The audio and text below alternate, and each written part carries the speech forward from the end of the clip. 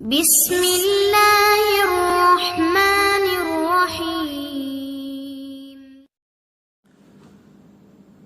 بسم اللہ الرحمن الرحیم۔ السلام علیکم ورحمۃ اللہ وبرکاتہ۔ آپ سبھی حضرات کا ہمارے اس YouTube channel Ask Yourself میں خیر مقدم ہے۔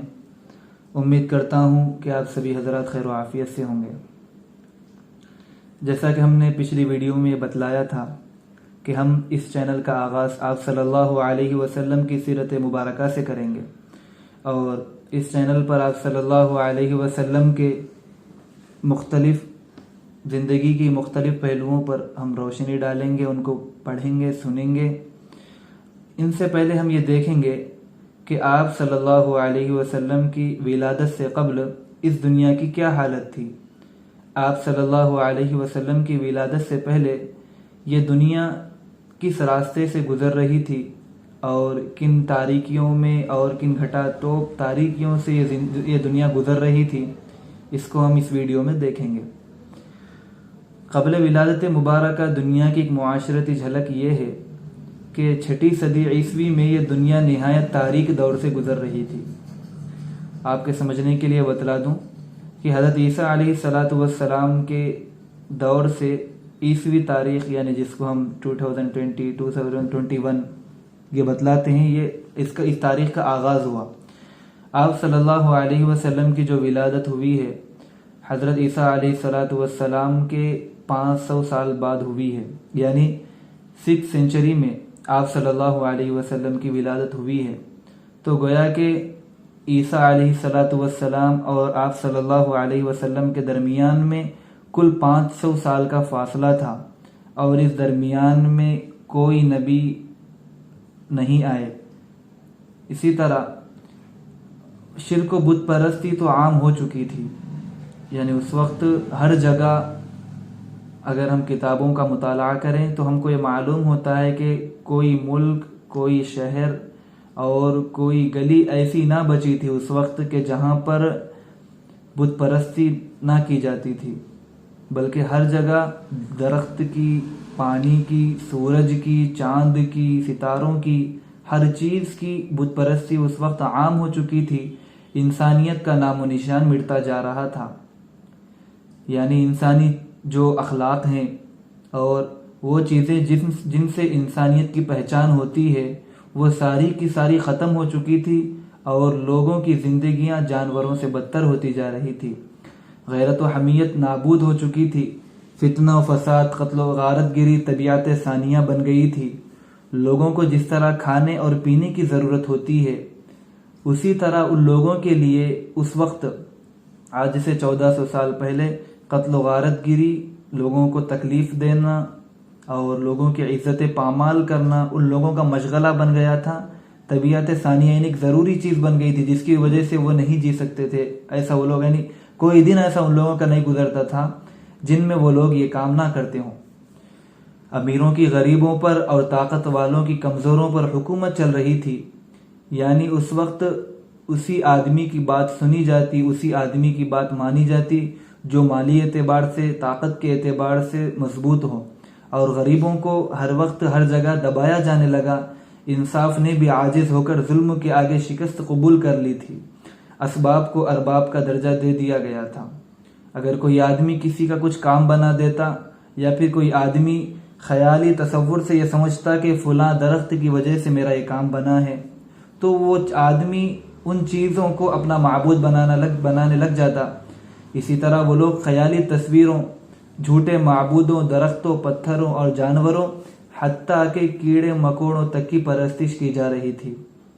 اس بات سے آپ لوگ یہ اندازہ لگا سکتے ہیں کہ وہ انسان جس کو اشرف المخلوقات کا درجہ دیا گیا ہے، وہ اس حد تک گر گیا تھا کہ وہ اپنے سے جو نچلے درجے کی جو مخلوقات ہیں ان کی پرستش اور ان کی پوجا کرنے لگا، اور ان لوگوں سے دعائیں کرنے لگا تھا۔ شراب اور جوا لوگوں کی عادت بن چکی تھی۔ لڑکیوں کو زندہ دفن کر دینا، قافلوں کو لوٹ لینا، معصوم و بے گناہ افراد کو قتل کر دینا، اور رائے کا پہاڑ بنا کر بات بات میں جھگڑتے رہنا ان لوگوں کا محبوب ترین مشغلہ بن گیا تھا۔ اگر ہم ایشیا کے اس علاقے میں دیکھیں، اس وقت تو یہاں پر بھی یہ چیزیں پائی جاتی تھی، اور اسی طرح یہاں پر ایک رواج یہ بھی تھا کہ جب آدمی مر جاتا تو عورت کو اسی کے ساتھ جلا دیا جاتا تھا. یہ ایک ناقابل تصور ایسی رسم یہاں کے لوگوں نے اپنا لی تھی، اور جہالت و ناخواندگی ہر جگہ عام ہو چکی تھی کہ ان ایجوکیٹڈ جو لوگ تھے وہ سارے کے سارے اس وقت وہی جانے جاتے تھے. لوگوں سے علم دن بدن دور ہوتا جا رہا تھا.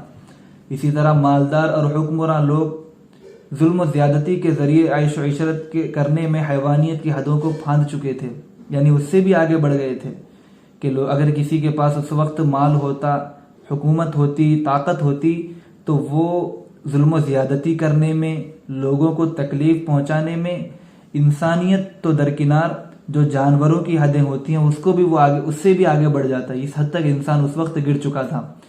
ان حالات سے بیزار ہو کر جو عام شریف لوگ ہوتے تھے وہ لوگ شہری مصروفیات کو چھوڑ کر جنگلوں میں چلے جانے اور عبادت خانوں میں پناہ لینے پر مجبور ہو گئے تھے.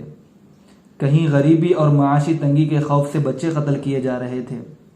اور اسی طرح آج ہم اس ایشیا کا اگر ہم جائزہ لیں تو جو جنگلوں میں بسنے والے آج بھی جو لوگ ہیں، ان لوگوں کے جنگلوں میں جا کر بسنے اور جو آج کی ٹیکنالوجی ہے ان سے ابھی تک دور رہنے کی وجہ یہی تھی کہ اس وقت جو لوگ طاقتور تھے، مالی اعتبار سے، طاقت کے اعتبار سے، ان کی تکالیف کو برداشت نہ کرتے ہوئے وہ لوگ جنگلوں میں چلے گئے، اور آج انہی کو ہم آدیواسی کہتے ہیں. اور کہیں قرضے چکانے کے لیے انہیں فروخت کیا، اور آدمیوں کو بھی اس وقت قرض چکانے کے لیے فروخت کر دیا جاتا. اور کہیں غریبی اور معاشی تنگی کے خوف سے بچے قتل کیے جا رہے تھے. یعنی اگر کسی کو یہ خوف ہو جاتا کہ ہم بچوں کو نہ پال سکیں گے تو اس وقت یہ رواج بن گیا تھا کہ بچوں کو پیدا ہونے کے بعد ان کو قتل کر دیا جاتا، اور بیٹی کا پیدا ہونا یہ عیب مانا جاتا. اور بسا اوقات تو بچوں کو معاشی تنگی کی وجہ سے، اس کے معاشی تنگی کے خوف کی وجہ سے ان لوگوں کو لے جا کر بازار میں فروخت کر دیا جاتا تھا. اور کسی جگہ شوہر اپنی بیویوں کو جوے میں ہار رہے تھے. عورت کی قیمت گھر کے ساز و سامان سے زیادہ نہیں رہ گئی تھی. کبھی وہ کسی کو تحفے میں دے دی جاتی تو کسی وقت وراثت میں منتقل ہو جاتی تھی. اگر آپ دیکھیں تو اسلام کی اس دنیا میں آنے سے پہلے عورتوں کی کوئی عزت نہ تھی، ساز و سامان سے زیادہ عورتوں کی کوئی حیثیت نہ تھی. مگر اللہ رب العزت نے انسانوں پر رحم کیا اور اسلام جیسی دولت ان انسانوں کو عطا کر کے عورت کی جو شان ہے، عورت کا جو مقام ہے، اس اسلام کے ذریعے اللہ رب العزت نے ہم کو بتلایا ہے. بہادری، جفاکشی، ہمت و عزیمت جیسی صلاحیتیں ان لوگوں میں موجود تو تھیں، مگر یا تو وہ حاکموں کے ظلم تلے دبی ہوئی تھیں. یعنی وہ لوگ پختہ ارادے والے، طاقت والے تو تھے، مگر اس وقت کے جو ظالم بادشاہ تھے ان لوگوں کو آگے بڑھنے نہیں دیتے تھے، سماجی کچھ کام کرنے نہیں دیتے تھے، یا پھر خاندانی برتری جتانے اور فخر و غرور جیسی مذموم حرکتوں میں استعمال ہو رہی تھی. اگر ان لوگوں کے پاس طاقت ہوتی بھی اور ہمت ہوتی بھی تو وہ اپنی خاندانی برتری کہ ہمارے باپ دادا ایسے ہیں، ہمارا خاندان ایسا ہے، ان چیزوں میں جو ہے وہ لوگ اپنی ان طاقتوں کو صرف کر رہے تھے. اور ان ساری چیزوں کا خلاصہ یہ ہے کہ انسانیت جہالت و ضلالت میں ڈوبی ہوئی تھی. ہر جگہ ہم کو گمراہی نظر آ رہی تھی اس وقت میں. اور آپ صلی اللہ علیہ وسلم کی ولادت سے پہلے ساری دنیا کی یہ حالت تھی. پھر اللہ رب العزت نے اس دنیا کو اپنے رحم و کرم کی چادر کو اڑا کر آپ صلی اللہ علیہ وسلم کو اس دنیا میں مبعوث فرمایا، اور آپ صلی اللہ علیہ وسلم کے ذریعے ان ساری تاریکیوں کو ختم فرمایا. اب ان کے بعد آپ صلی اللہ علیہ وسلم کی ولادت باسعادت، اور آپ صلی اللہ علیہ وسلم کی ولادت کے بعد دنیا میں کیا کیا انقلاب آیا، کیا کیا چینجز آئے، اور اللہ رب العزت کی قدرت جس کے ذریعے اللہ تعالیٰ نے اپنے گھر کعبۃ اللہ کی حفاظت فرمائی، اس کا بھی واقعہ ہم انشاءاللہ آئندہ ویڈیو میں دیکھیں گے. تب تک کا آپ اپنا خیال رکھیں اور ہمارے اس چینل کو سبسکرائب کریں، اور لوگوں کے ساتھ زیادہ سے زیادہ اس کو شیئر کریں، لائک کریں، اور آپ اس ویڈیو کو کیسے دیکھتے ہیں نیچے کمنٹ باکس میں کمنٹ کریں. السلام علیکم ورحمۃ اللہ وبرکاتہ.